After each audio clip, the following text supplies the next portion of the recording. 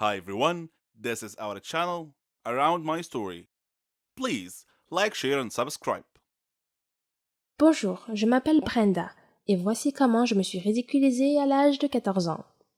Avant de vous raconter mon histoire, permettez-moi de souligner quelques points. Tous les adolescents éprouvent parfois un peu d'anxiété.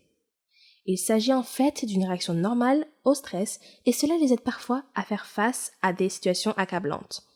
Pour beaucoup d'adolescents, des choses comme parler en public, les examens finaux ou même sortir avec quelqu'un peuvent provoquer des sentiments d'anxiété. Pour certains adolescents, cependant, l'anxiété peut aller au-delà de ces symptômes typiques et affecter négativement les relations amicales et familiales, la participation des activités et même leur travail scolaire. Et ne me faites pas dire qu'être un adolescent ressort du sang du diable. Ok, c'était une blague innocente, mais je le pense vraiment. Donc, j'étais assise en classe, derrière le gars le plus mignon de ma classe. Son nom était Josh. Et je voulais juste lui demander son numéro de téléphone, mais j'étais terriblement timide et j'avais très peur d'être rejetée. Mais le moment du bal de l'école approchait. Je voulais y aller avec lui, mais il n'y avait aucun moyen de le faire en face à face. J'ai essayé de surmonter mon anxiété et je me suis convaincue d'y aller. J'ai débattu avec moi-même pendant un certain temps, manquant la plus grande partie de la leçon en classe de ce jour-là, avant de me décider à lui demander. Je lui ai demandé, et il a accepté. Il a lentement pris mon téléphone, a tapé son numéro et me l'a rendu.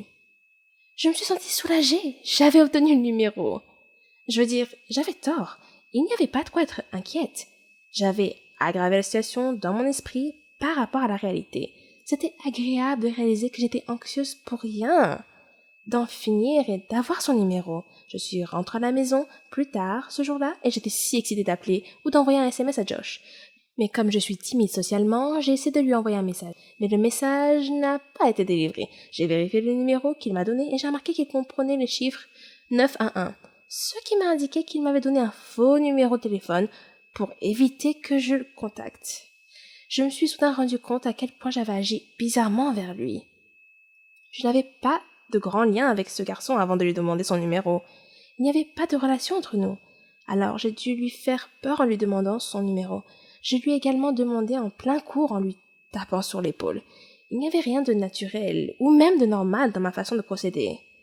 Je n'ai pas agi de manière immorale, mais c'était terriblement gênant, socialement inapproprié et donc voué à l'échec. La rencontre a été douloureuse, mais je suppose que j'en ai tiré quelques leçons sur la façon de socialiser de manière appropriée. J'ai également appris qu'il est incroyablement facile de ne pas voir les signes évidents que les autres personnes vous donnent lorsque vous êtes anxieux, car vous êtes tellement absorbé par vous-même que vous ne voyez pas les signaux sociaux. En repensant à la façon dont il était clairement mal à l'aise face à ma demande, ce qu'il a fait comprendre en ne souriant pas et en hésitant à accepter de taper le numéro. Si j'avais été concentrée et que j'avais prêté attention, j'aurais peut-être remarqué son comportement et la façon dont il reflétait clairement ses sentiments à mon égard et face à notre échange. Cela m'amène à me poser la question suivante. Est-il plus facile d'avoir une anxiété fonctionnelle que d'être prisonnier de sa propre coquille, figé par l'anxiété? C'est peut-être le moindre des deux mots. S'occuper est souvent le moyen de rester figé dans sa coquille avec l'anxiété. Mais pour moi, cette expérience s'est transformée en objectif et a renforcé ma confiance en moi. Je vois cela comme une étape, mais ensuite, l'amélioration de l'estime de soi et de la confiance en soi vous permettra de fonctionner sans anxiété. C'est le but ultime. Mais vous savez quoi? Écrivez votre propre histoire. Vous ne pouvez pas continuer si quelqu'un l'écrit pour vous. Beaucoup de jeunes à l'école ressentaient la même chose. Ils ne se sentaient pas bien. Et je ne savais pas pourquoi. Les adolescents se reconnaîtront ce qui est effrayant et aggrave l'anxiété. Il faut y aller pour savoir que l'on est bien à l'école, et on ne peut le savoir que si l'on y va. Surmonter l'anxiété n'est pas une question de hippie ou de charabia. Il m'a fallu des années pour surmonter ce que j'appelle la peur de la vie, et je l'ai appris à la dure. Alors, est-ce que la blague du diable a un sens? À l'âge de 15 ans, je m'occupais de ma mère malade, de mon père alcoolique et de mon jeune frère. Je travaillais dans une pizzeria pour que ma famille ait de quoi manger. Ma mère souffrait d'une maladie mentale. Ses hallucinations étaient effrayantes. Parfois, elle détruisait des choses dans la maison. Mon père se rendait physiquement malade en buvant trop. Il était souvent en retard au travail et sa vue se détériorait. Je devais m'occuper de mon frère de 6 ans. Je restais éveillée la nuit et lorsque je m'endormais enfin, je faisais des cauchemars dans lesquels je voyais mon père mourir ou mon frère être emmené.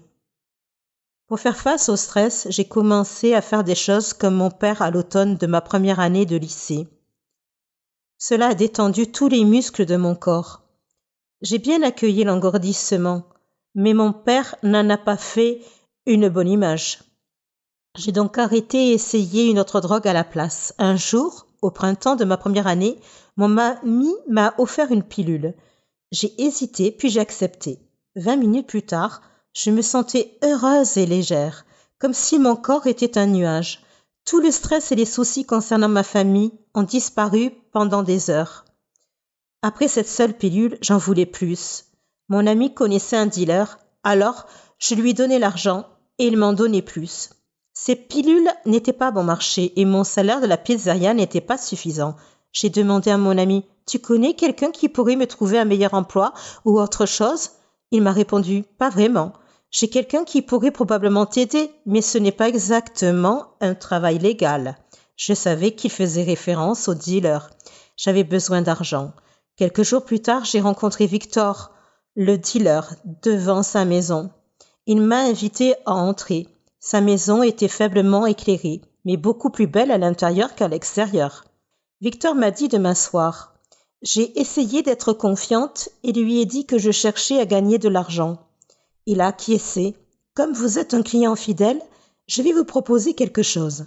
As-tu déjà vendu avant ? Mes yeux se sont élargis et mon cœur a sauté un battement. Non. Il a hoché la tête et m'a tendu un sac en disant comme test. Il m'a donné des instructions puis a dit « Je ne joue pas avec mon argent. Si je découvre que tu me trompes de quelque façon que ce soit, ce ne sera pas joli, compris ?» J'ai hoché la tête et j'ai quitté sa maison, mon cœur battant la chamade. J'étais effrayée mais excitée de commencer à gagner de l'argent. Après avoir vendu mon premier lot, Victor est venu me chercher à l'école dans sa voiture. Je lui ai donné l'argent. Il avait l'air content et m'a proposé de m'en donner plus. Bientôt, j'apportais à Victor de l'argent qu'il ne pouvait même pas gagner. Je pouvais maintenant m'acheter des choses. Le fait d'être défoncé m'a permis de m'occuper de ma famille sans me sentir accablé ou anxieux. Quand j'étais sobre, je n'arrêtais pas de m'inquiéter de tout ce qui pouvait arriver à mon père, à ma mère et à mon frère. Mais après avoir pris une pilule, je flottais au-dessus de mes problèmes et mon esprit était vide. Les pilules m'ont même aidé à échapper au cauchemar. Bientôt, j'avais besoin d'une pilule toutes les quelques heures. Si je n'en prenais pas, j'avais des douleurs dans tout le corps et de graves maux de tête. Pendant ma première année de lycée, certains de mes amis d'enfance ont commencé à s'inquiéter de mon attitude suspecte. À l'extérieur, je souriais et rassurais mes amis. À l'intérieur, j'avais honte. Allais-je vraiment comme mon père et me détruire comme ça ? Mes parents n'ont pas remarqué ou ne se sont pas souciés de ce que je faisais, même lorsque je prenais une pilule devant eux. Un jour, je me suis évanouie à la maison. Je me suis réveillée couvert de vomi sur le sol de ma chambre. Ma mère est entrée dans la pièce et m'a regardée. Elle n'a pas dit un mot, elle est juste sortie. Je m'attendais à ce qu'on me crie dessus, pas à ce silence froid. C'était mon pire moment, allongée dans mon vomi, avec ma mère qui semblait indifférente. J'ai réalisé que j'étais seule. J'étais la seule à pouvoir prendre soin de moi et je devais m'arrêter. Mais les symptômes de manque étaient si forts que je ne pouvais pas passer une journée sans prendre une pilule. J'ai appelé mes grands-parents au début de ma première année et je leur ai demandé de venir chercher mon petit frère pour vivre avec eux et ils ont accepté. Pendant cette période, je me défonçais encore beaucoup, mais j'ai réussi à prendre la décision la plus intelligente de ma vie. J'étais fière d'avoir sorti mon petit frère de ce pétrin. Au début de ma dernière année, je travaillais toujours à la pizzeria et je dînais toujours pour Victor. Mon père était physiquement malade et ma mère était déconnectée de la réalité. Une nuit, environ 1 an après le départ de mon frère, la clarté est venue alors que j'étais allongée en silence dans ma chambre. J'allais passer mon baccalauréat le semestre suivant et je devais faire face à l'avenir. Mes grands-parents étaient âgés. Qu'arriverait-il à mon frère une fois qu'il serait parti ? Que m'arriverait-il si je continuais à prendre des pilules? Moi seule pouvais changer ma vie. Je savais que j'étais dépendante et que la première étape pour devenir sobre était de me l'avouer. J'ai pensé à toutes les décisions stupides que j'avais prises. J'aurais pu simplement rester à l'écart. Mais maintenant, 3 ans plus tard, cette honte me titille parfois et me rappelle que je ne veux jamais y retourner. Puis, en octobre de ma dernière année, j'ai agi. J'ai vendu mon dernier lot, j'ai donné son argent à Victor et je lui ai dit que je ne vendrais plus rien. Il m'a laissé partir assez facilement. J'ai cherché les symptômes de sevrage. Je savais que je devrais manquer l'école aussi, parce que j'avais lu que le sevrage physique dure 1 semaine. C'était encore pire que ce que j'avais lu. J'avais mal partout et je me sentais extrêmement faible. Je tremblais et je vomissais plusieurs fois par jour, au point que mon vomi n'était plus que de l'eau. Je transpirais, mais j'avais froid.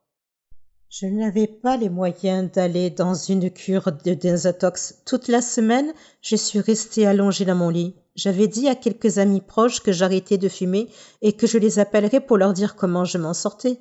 Ils m'ont dit qu'ils étaient fiers de moi et qu'ils seraient toujours là pour moi. J'ai réalisé que je n'avais pas à affronter mes démons seule. Ma mère continuait à se parler à elle-même dans le salon, tandis que mon père faisait ce qu'il fait toujours.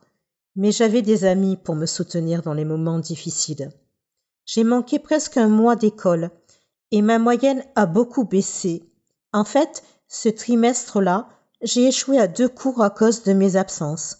Je savais que si les gens connaissaient ma situation réelle, je pourrais être placée en famille d'accueil. À ce moment-là, je ne voulais pas être séparée de mes parents, alors j'ai dit à mes professeurs que j'avais des problèmes familiaux. Certains professeurs avaient entendu des rumeurs selon lesquelles je prenais des pilules. Mon professeur d'anglais m'a dit « Je suis fière que tu aies décidé de changer pour le mieux. Tu es une fille intelligente et j'espère que tu resteras sur le bon chemin. » Sa réponse m'a presque fait pleurer. Je n'avais jamais entendu personne, pas même mes propres parents, me dire qu'ils étaient fiers de moi.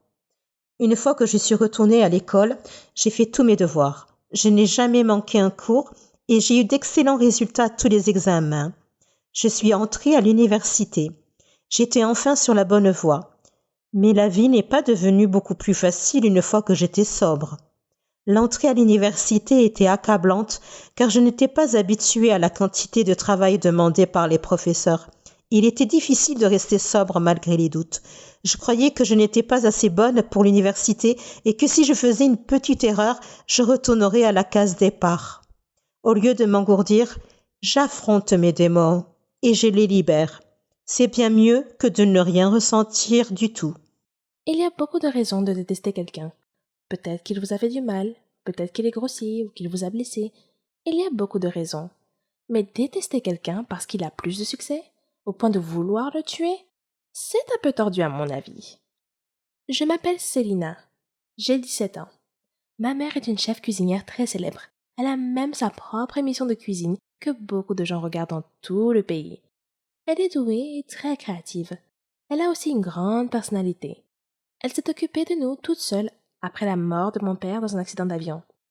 Tout a commencé en cuisinant le plat préféré de ses voisins. Maintenant, elle est connue dans tout le pays. Elle a été invitée dans plusieurs émissions de télévision où elle a raconté son histoire inspirante. Je suis tellement fière de ma mère. Tout ce que nous avons aujourd'hui, c'est grâce à elle. Tout le monde l'aimait. Enfin, tout le monde sauf Katrina. Katrina était la chef vedette avant qu'il ne laisse ma mère diriger l'émission de cuisine, malgré ses talents de cuisinière qui ont fait perdre énormément d'argent à l'émission. Le meilleur mot que je puisse trouver pour la décrire est un serpent rampant. Sa jalousie et son mépris envers ma mère sont insupportables. J'ai toujours eu l'impression qu'elle complotait contre ma mère. Ce qui est un peu ridicule, mais je n'ai pas pu m'en empêcher. De temps en temps, je disais à ma mère de faire attention et de se méfier de Katrina. Mais elle me disait toujours que tout allait bien, que même si Katrina ne l'aimait pas, rien n'allait se passer. Alors je souriais, un peu nerveuse et un peu inquiète. Je ne pouvais pas savoir qu'elle serait bientôt confrontée au danger.